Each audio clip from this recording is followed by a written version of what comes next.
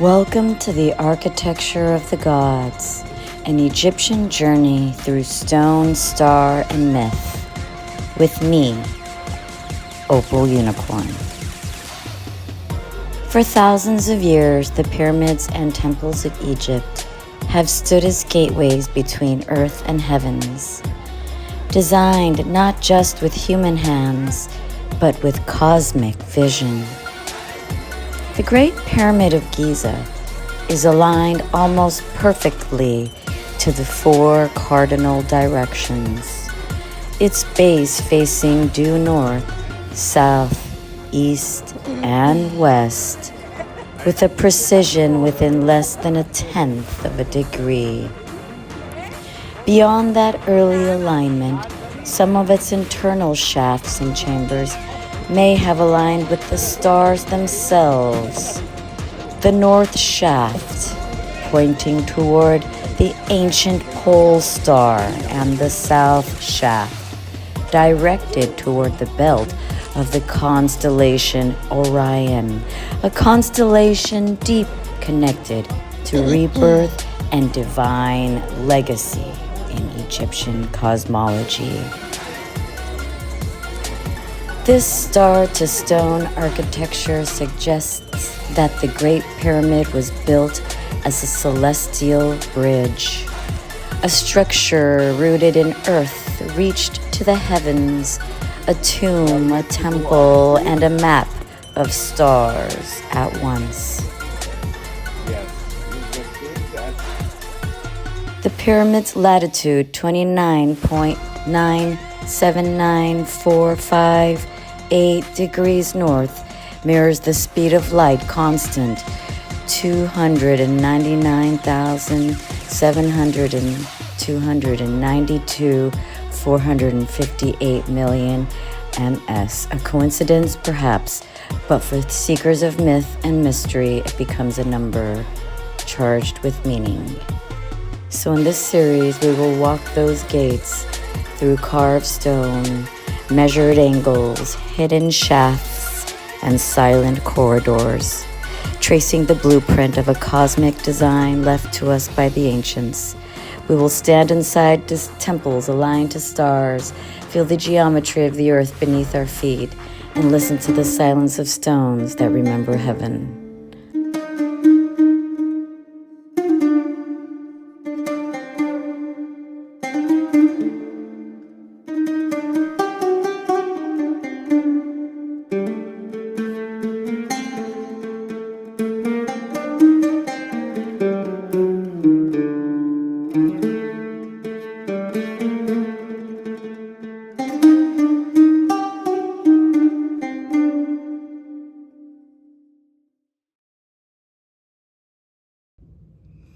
Welcome to my channel. This is Opal Unicorn, and today I'm going to be talking about what it's like to go to the Great Pyramid at Giza.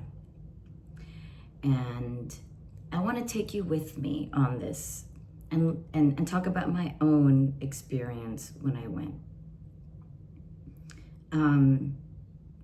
I've been more than once, but I'm going to give you a general video today about what it's like, and then I'll go into my specific accounts of mine personally and others, but I want to just give you guys an idea to get you guys just more of a sense of like what it's like in the pyramid today in this video. So I want you to visualize that you're outside of the pyramid at Giza at dawn. I want you to see the pyramid before you. Close your eyes or visualize it with your mind's eye. Visualize it. And as you stand before one of humanity's greatest monuments, the Great Pyramid of Giza, supposedly built by Khufu over 4,500 years ago, this pyramid once soared to about 147 meters. And it is also linked and measured with the speed of light in the King's Chamber, and it has a bioacoustic resonance in the King's Chamber that vibrates to harmonics of delta frequency for your brain alignment, right? Each thing in this pyramid is designed as an ascension chamber. Now, they can tell you what they want about what the pyramid is. And when you go, it may be a mystery to you. But when I went, I had very, very distinct visualizations, and I had very, very distinct feelings. And it was very user-friendly to me, meaning that I had a very direct experience with the architecture of the pyramid. And to me, it was a very intuitive, very natural, ergonomic, if you will, for lack of better terms, which is a word that means designed for the ease of the body. Now, you may say that's paradoxical because of the actual way the pyramid is designed, and that the way we get into the pyramid is also not the original way that you were able to go into the pyramid. And that is also a very interesting mystery itself, since it was sealed from the outside. But when you go into the pyramid yourself, we're gonna walk in. So at night, we're gonna start from the beginning. We're gonna rewind. We're facing the pyramid. I know I went on a tangent, but we're facing the pyramid. We go up a few steps to this platform, so it's a little high, and there's all kinds of dogs. Now, this is another really interesting thing. There's all kinds of dogs that guard the temple, just naturally, the pyramid. And like a lot of countries, it's not like the US, dogs just have their own packs, and they're city dogs, and they're smart, and they know how to stay off the streets, and they live and guard the pyramids. But you never see cats. It's a dog's temple. And there again, you see the essence of Anubis working in the energy fields and of the pyramid. And so as you walk into the blown up, demolitioned, opened area that we now use to get in and out of the access point of the Great Pyramid, in the external part of it, you walk into this corridor-like area that's like a hallway. And the temperature changes when you get in there. It's extremely insulated. And the type of stones they used are designed for electromagnetic percolation of vibrations and frequencies. There's crystalline quartz and structures of that type in the molecular rock minerals that they use, the rocks that were quarried to build the pyramid. And so they use different types of stones for different types of inlays throughout the pyramid to create the resonance and the energy and the insulation that it has. Every part of it has a very, very, very specific and mathematical reason for existing and for being used in the design and the architecture of the pyramid. And as you walk in, there's these alcoves with torch lights. So the ancients would put these candle lights. It was designed to walk in, and these candle lights would light the way into this amazing temple. And you could just imagine all the people, all the pharaohs, the powerful energies, the greats that stood before here, Napoleon, etc., who all stood in awe in this alcove, in this foyer of the dead. And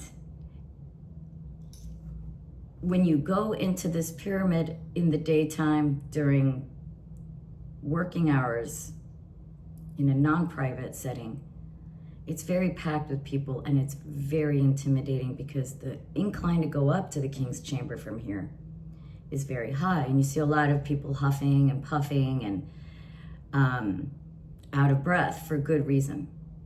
So that's another thing. Prepare for your ascent into the king's chamber, and that is all by design, because when you reach into the base of the pyramid, where the entry point, you could say that if the pyramid was a chakra, a body, a temple of the body, a design to show the temple, the external design of the temple body.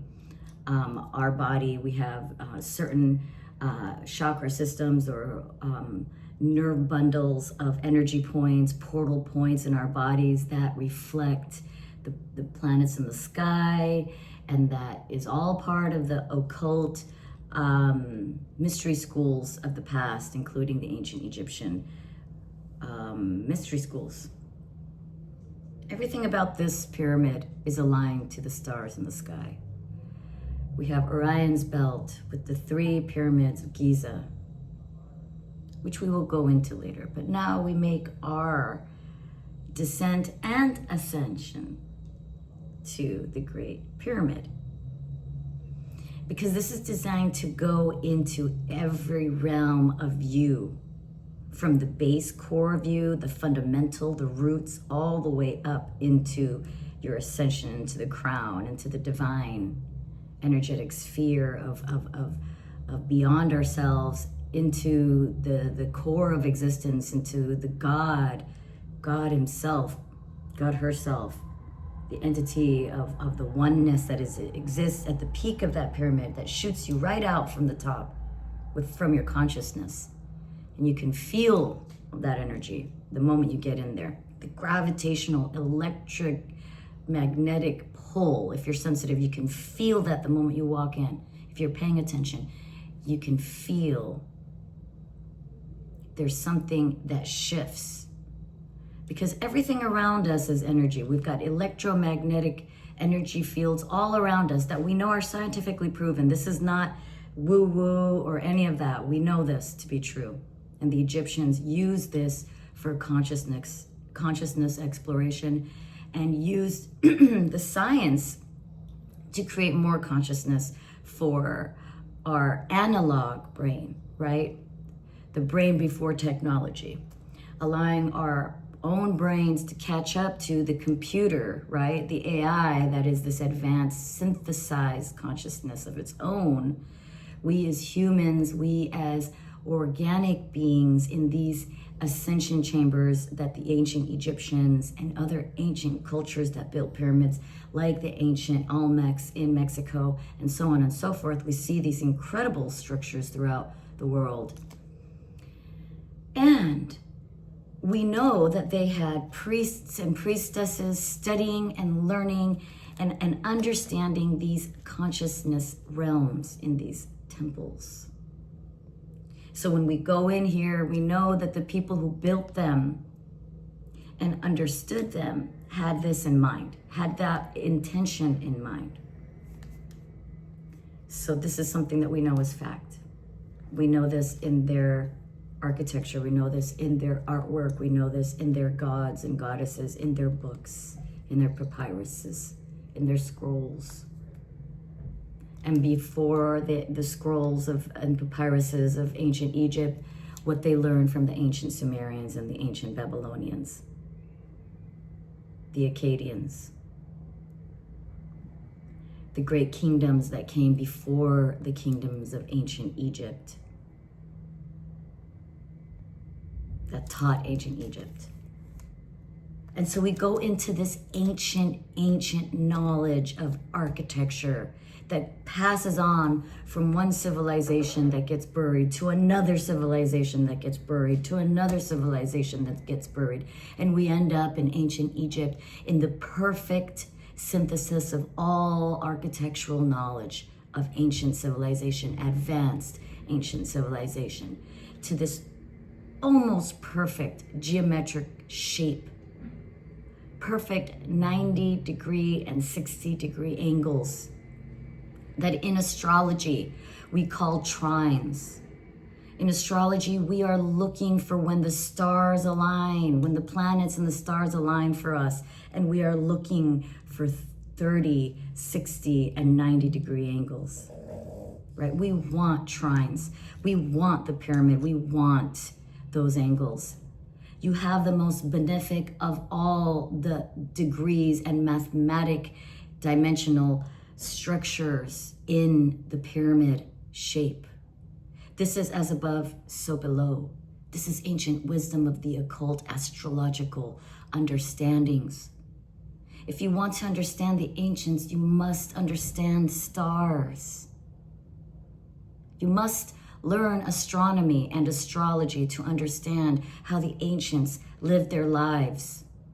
And so when we enter the pyramid, we enter it, we walk in there knowing that we are entering a threshold of the stars on Earth. As above, so below. And so we enter into this foyer and we choose, do I want to go up to the king's chamber to ascend? Do I want to feel the vibrations of complete and total molecular alignment and shifts, or do I need to go down first and clear some of my baggage? The answer is always we have to go down first and clear some of our baggage. So we make our descent to the bottom and base of the pyramid, and everybody tells you don't bother with that base level. Why do they do that? I have my theories.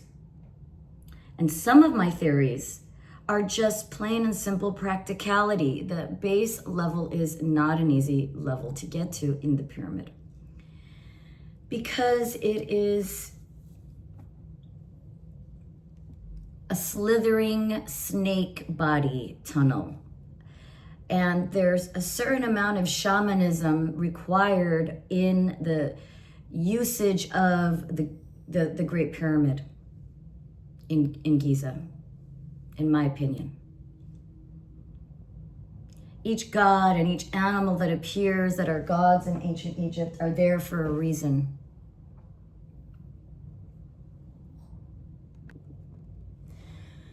The reason why the ancients designed these structures like animals, why we go into the ancient Mayan artifacts and the codexes where there are so many mysteries, and we see these jaguar men.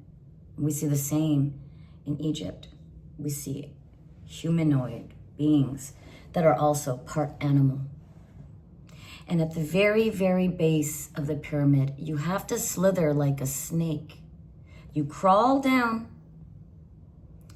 and you are gonna get dirty, and you have to let go of the fact that you can be bipedal in these spaces, because you have to crawl. And you have to slither, because the tunnel systems get so, the shafts get so narrow that you have to slither like a snake almost. You have to really just crouch and be able to get on your haunches and become not only a four-legged animal, but sometimes a snake. The passages of the Kundalini, the passages of what we were, the reptilian aspect of our evolution. Before we were apes, we were snakes. We started off in that base hind brain, the snake medicine. Because that is the sacred energy field, the chakras, the chi, the energy that flows everywhere, all around us, that's all over. Through the snake, we begin our journey into the beginning, the first base part of the temple. And as we slither our way and imagine ourselves as this snake, as I like to do, you let go of this physical pain you have, because there has to be a physical pain. If you think of it it's not painful in a bad way. It's painful to be a snake when you're an ape, because we are apes. We walk, we're bipedal apes, we're bipedal.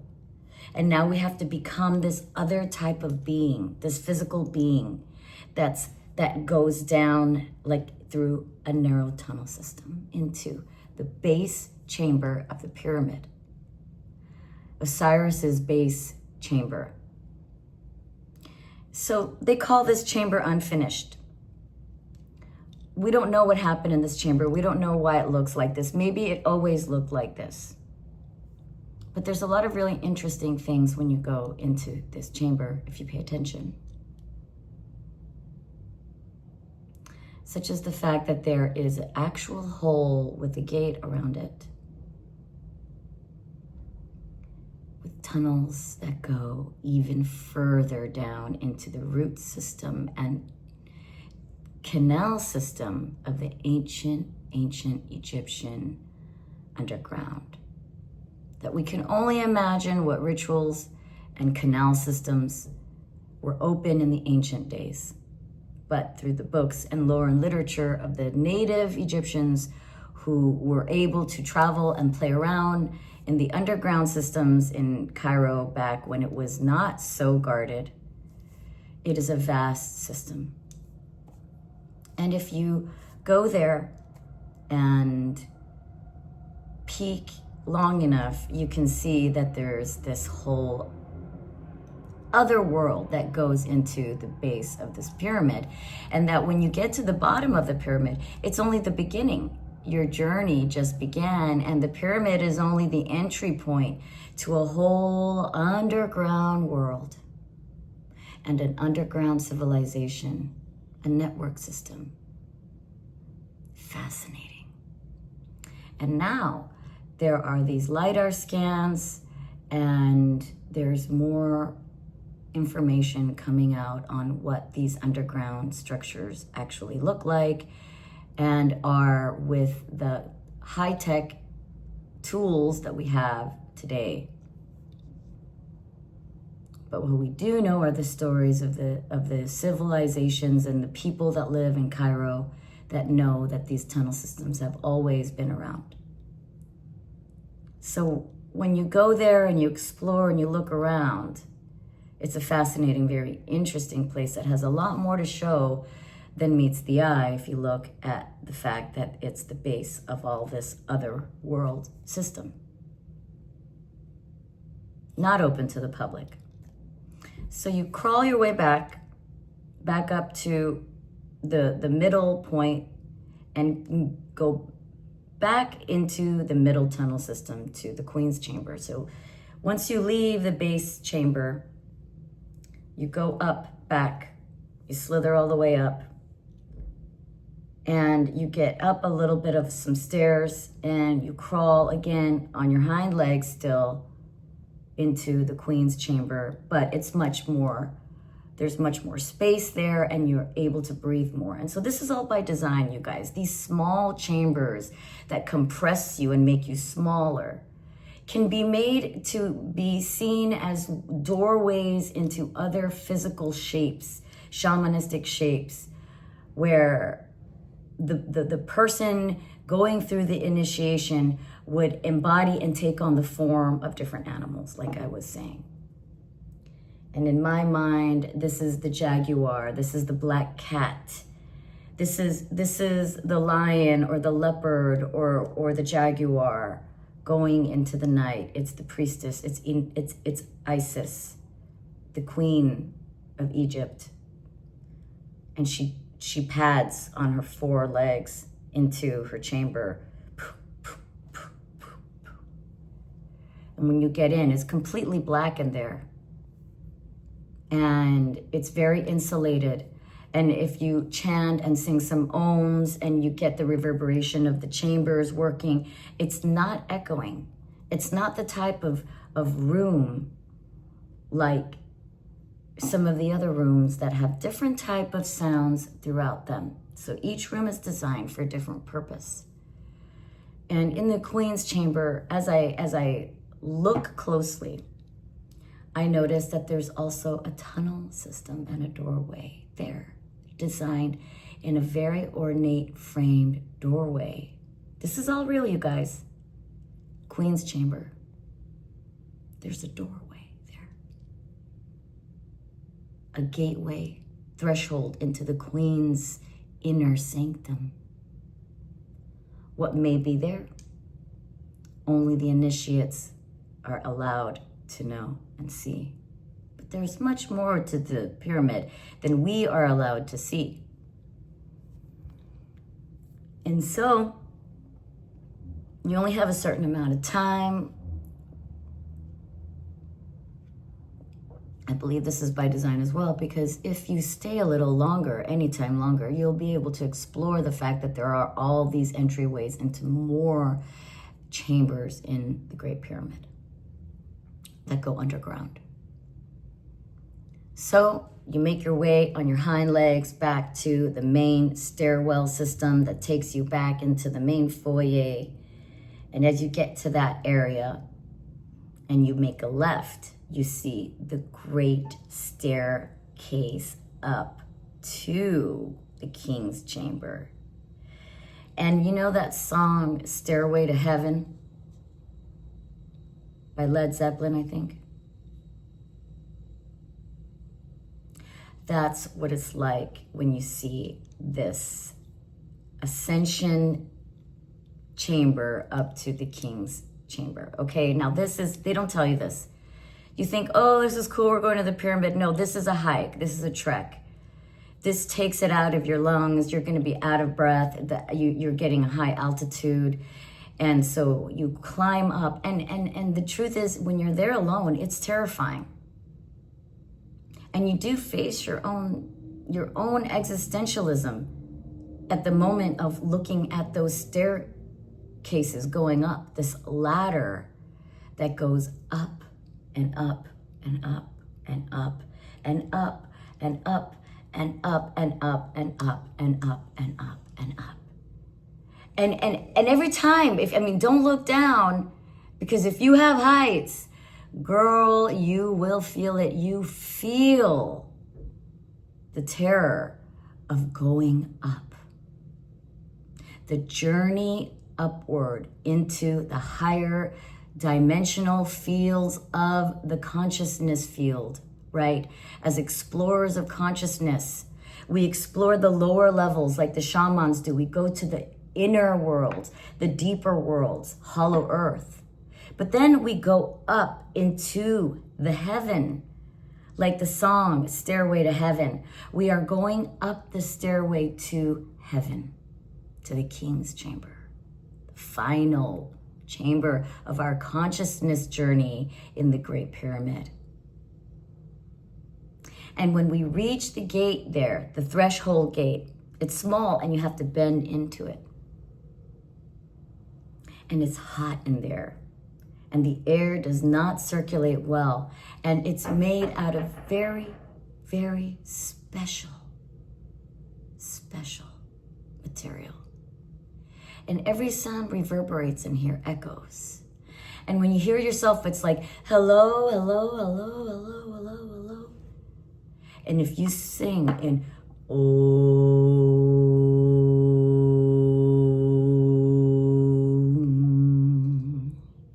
the whole room starts to sing with you.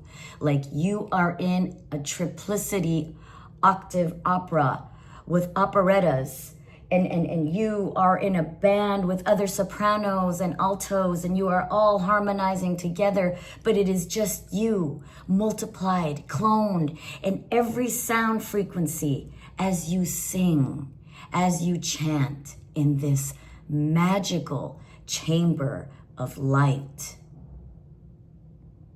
And in the center, off to the head of this room, is a sarcophagus, a bowl for the body to lay into.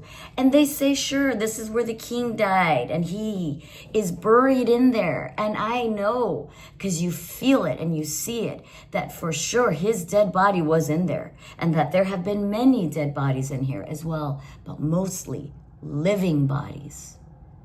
And there may never have even been a dead body in there, but I'm sure there have been. And who am I to say? But as you climb into the sarcophagus, made of a special crystalline stone, made and designed with sound technology involved, This is the room that is literally measured to the molecular mathematical structure of the speed of light. So now we are using sound tech and we are using light technology. We've got an air shaft right by the entry point that goes up to the shaft that takes you all the way to the top of the pyramid that aligns to another star axis point. And another one to Orion and another one to Sirius. So we have Sirius star system, we have Orion star system, and we have this shaft of the access point to the light that takes you right into the energy field of the galactic core in my pyramid, in my opinion. The galactic core is a space known in astrology as the center of the galaxy, where we and all the planets and all the stars converge into a portal of probably a black hole, okay? We don't know exactly what goes on in this galactic core because our technology hasn't advanced yet to truly know, right, what black holes are and what these portal areas, these energetic, magnetic energies in space, in the star systems that are too far away for us to travel to, right? We don't have the spaceships, or so we don't know, that go to these places, right, for us to know. We don't have Hubble telescopes that go far enough for us to see those, but we go far enough to see that they exist now.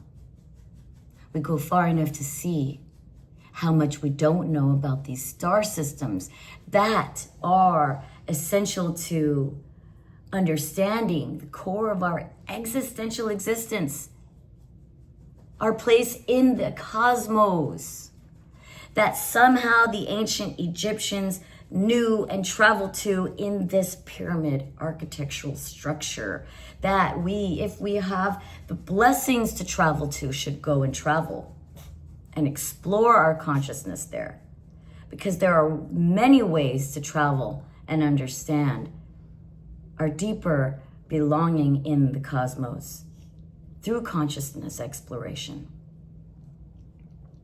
And this is without drugs, this is without LSD, this is without mushrooms, this is pure meditation consciousness with architecture, with using the divine mathematical angles of the 30 degree, the 60 degree, the 90 degree, the trine, the triangle. Because the triangle is just the two-dimensional shape of the pyramid, which is in the 3D. And what does that trine look like in the 4D, in the 50, in 5D, in 60, in 70, right? In different planar existences beyond our understanding of the third dimension.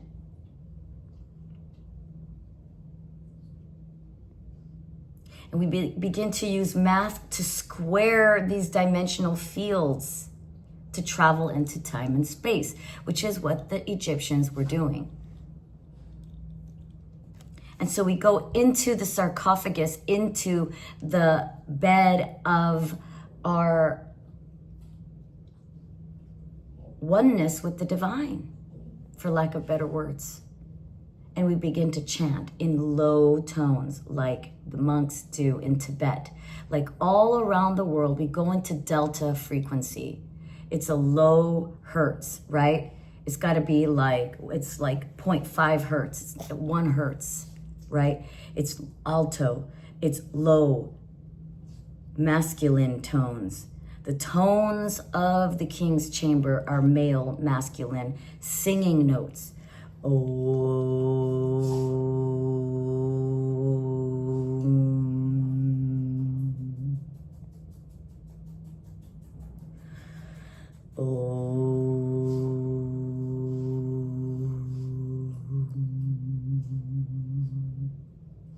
And as you chant the ohms and the sounds, the guttural sounds of our deeper singing, chanting tones, our vocal cords of human voice, something unlocks in the chamber. The sounds that start to come alive. Your voices, not now multiplied, now the sounds of other things moving and breathing. The space, the chamber, alive with sound and acoustics. A musician's dream come true.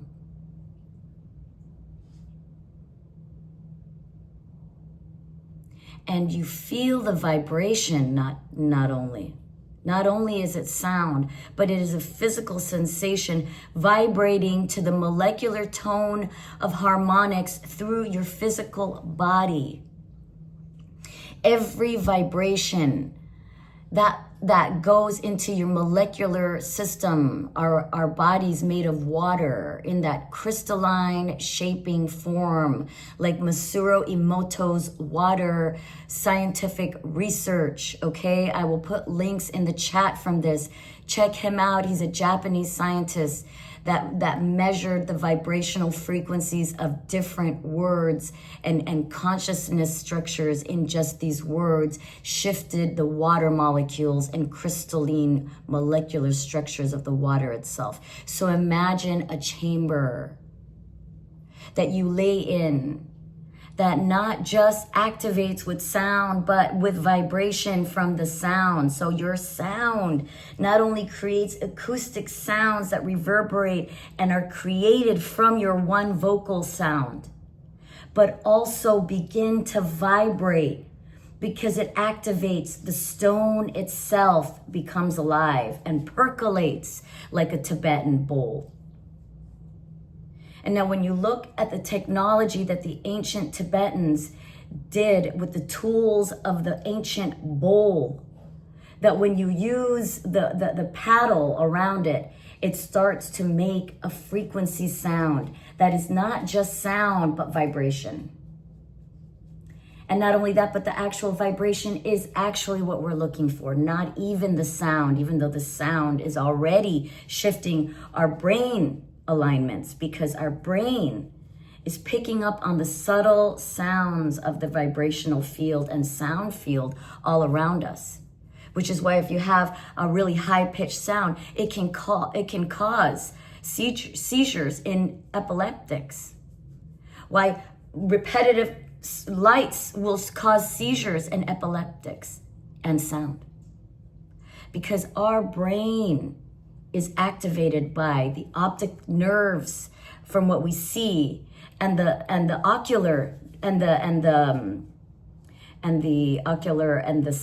nerves of the, I forget the term now, the scientific term, of the neurologic pathways through our ears, okay? The little drum that vibrates, the little hair follicles that start to percolate and vibrate, that if they're off, we get vertigo, okay? Because our body is the same temple as what they designed the pyramids to be. As above, so below, as the architecture designed to be the temple of our body, perfectly designed by the divine. We were designed in the image of God. Our body is the first temple. And then we design a temple to worship our own body that was a great gratitude ritual to God, the divine, who designed us in his and her image, the oneness, the field of consciousness that brings us all together as explorers in consciousness, right? Beyond our body, but within our body. Because when we make our bodies vibrate to these tones, to these acoustic vibrational tones of 1 hertz, which delta frequencies, then theta frequencies, then Schumann frequencies, then alpha frequencies, right? You're getting into alpha, you're getting into 15 hertz, 11 hertz. By the time you get into gamma, you're in a 40 hertz gamma frequency, where you're vibrating and beating so fast, you're in the king's chamber, right? You're beyond, you're going into beyond, you're going into the pure light, the 7th house. To get to every stage, you start first with the lower frequencies. You start with the lower, the darker, the heavier, the slower, the deeper. And you make your way up to the lighter. right? And the animals change. So you start with what animal? When you start with the lower chakras, when you start with the delta frequency, the base frequencies of the earth, the soil, the inner earth, the core of Mother Earth, the crystal in Mother Earth that we wrap our roots around, our etheric, our energetic roots that give us home, that give us a feeling of belonging, that give us a feeling of safety. We always have a home. We always belonged on Earth. Nothing can shake us from her core. This is delta frequency. To understanding and imagining her consciousness, our consciousness together. We are the snake this way. We are the soil. We are the earthworm. We go deep underground into the core of her crystal. And that's why we become the snake. Through the deeper realms of Osiris into the base part of the chamber. And this is why first, I bring to you the 7 gates, 7 keys, Karnak code meditation first to work through these shadows and these realms of the inner sanctum of our deeper self, of our subconscious realms, of those things that we don't want to remember, of those things that we don't want to face. And we slither like a snake deep within the realm of the base of the pyramid into Osiris's inner canal system. And we shed away the skin, the old skin of the snake. And then we become the feathered serpent, Quetzalcoatl, right? Or Horus, the eagle. But only after we are first initiated into the earth, into the soil, into the base element of who we are in the 4 elements of the astrological wheel. The soil is what we step on. The soil is humility. The soil is Saturn, the planet of Osiris. Death and life and rebirth is Saturn. So when we look at the planet that Osiris resonates to, along with Orion's belt, okay, the constellation of Orion, which is where we go to die and come back and live again, back to the pyramid, back to Earth. We need to take these steps, and then we go into the center, into the heart, insulated, the mother, the alchemist, who shifts lead into gold base feelings into higher frequencies of love and divine motherhood. And we go from there up into gamma frequency, right? She is the alpha. This is where we reclaim our knowledge, the aha moment. We bridging the lower worlds, our lower pains, our fears. We're resonating, percolating, letting go, shifting, shedding the snakeskin into the jaguar. We go as predators to attack our prey, to attack that which we want, which we love, our heart, our passions, our goals. The priestess, Isis, Inanna. And we take that energy and we go back all the way up into, and we soar like the eagle, Horus the falcon. We now spread our wings and we fly and we ascend up into the king's chamber. No longer is it painful to climb up the stairway to heaven because we soar, we use our wings. We are no longer in pain. We are the animal that transforms into the gateway. We are aligned and shifted and vibrated to the animal frequency that gateway aligns to. And Horus is the king, the falcon, the sun, the divine light, the divine masculine, the yang, going forth in the golden heart of the alchemy, out into the world, shooting right back into God himself, to our creator. So when we go there, we've gone already setting every single thing. We've prepared our way. And don't you dare go into Osiris's chamber without preparation, because you will pay the price. You work the 7 gates of hell first. You shed your old skins, ready to let go of the old you. For we didn't come in this world to live. We came in to die and then come back to life. We came here to change, to be reborn, to have a rebirth, to rise from the ashes, to be the angelic with our wings as the falcon. We soar high.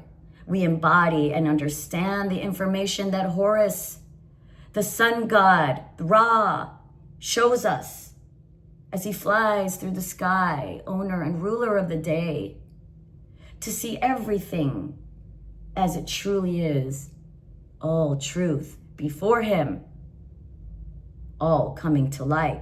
Him, king, reigning always, because he knows all of the truth. And the truth is always, as we know, the way and the life, because we live in truth. The seeking of the hell, gates of hell, is to find our truth, because we always seek to be the eagle from the snake. This whole idea that there's team eagle and team snake and team jaguar, yes, there were cults of all kinds, and there still are. But to truly understand the whole cosmos and every star and every portal, as above, so below, is that we are all of those within us. And until we travel in each of those interdimensional realms, we cannot truly know ourselves.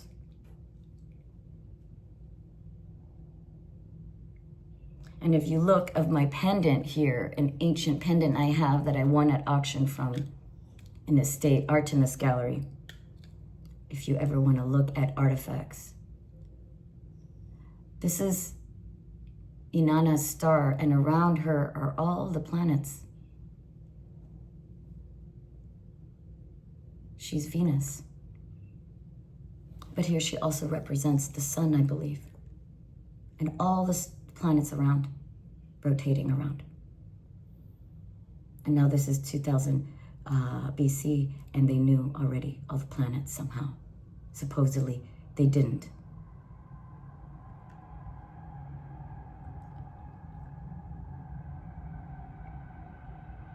But it must be each planet in each realm, 7 planets, 7 gates of hell, right? As above, so below.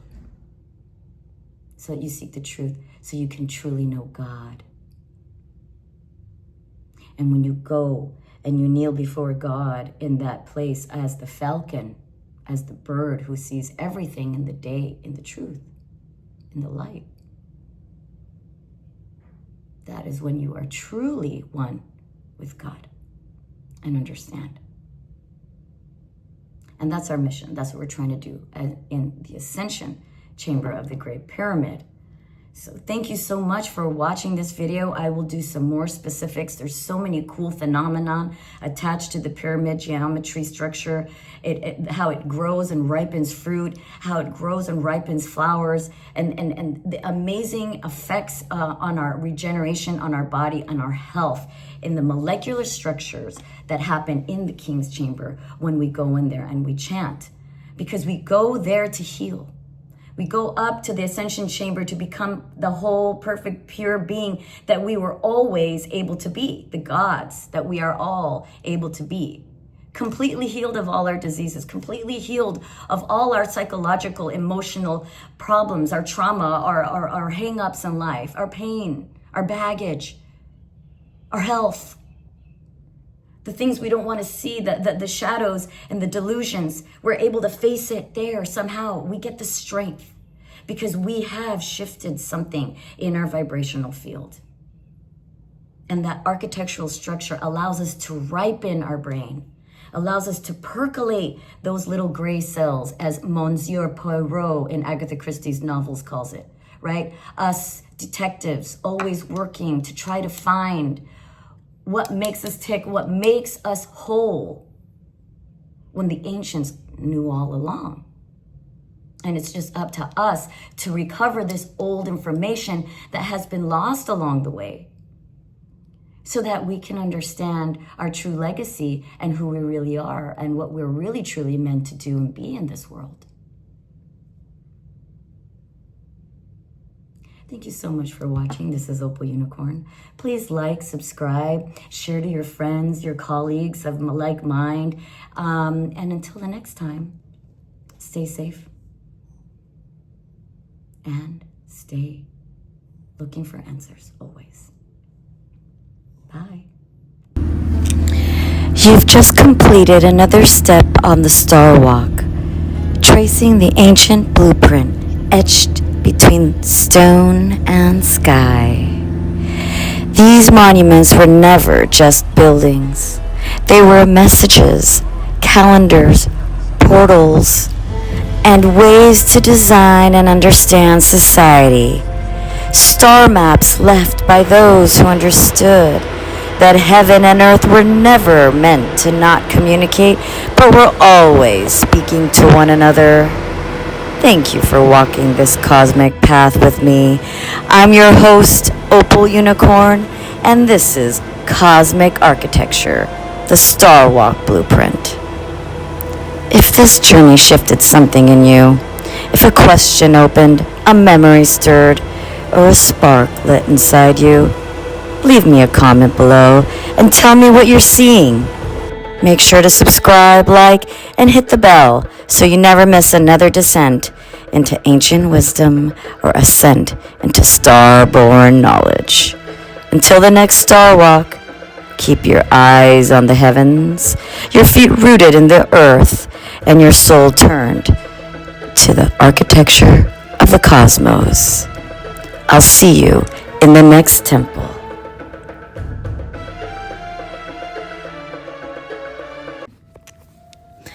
I'm Opal Unicorn, an astrologer, interdisciplinary artist, consciousness researcher, and student of sociology. My background spans fine art, design, and where I've spent years studying how humans translate story, symbol, and sky into physical form. My work explores the intersection of ancient architecture, astronomy, sociology, and symbolic cognition, examining how civilizations encode belief, identity, and celestial knowledge into temples, pyramids, and megalithic structures. As host of Cosmic Architecture, the Starwalk Blueprint, I bring together science, art, and social theory to decode the intelligence embedded in the world's most iconic ancient monuments.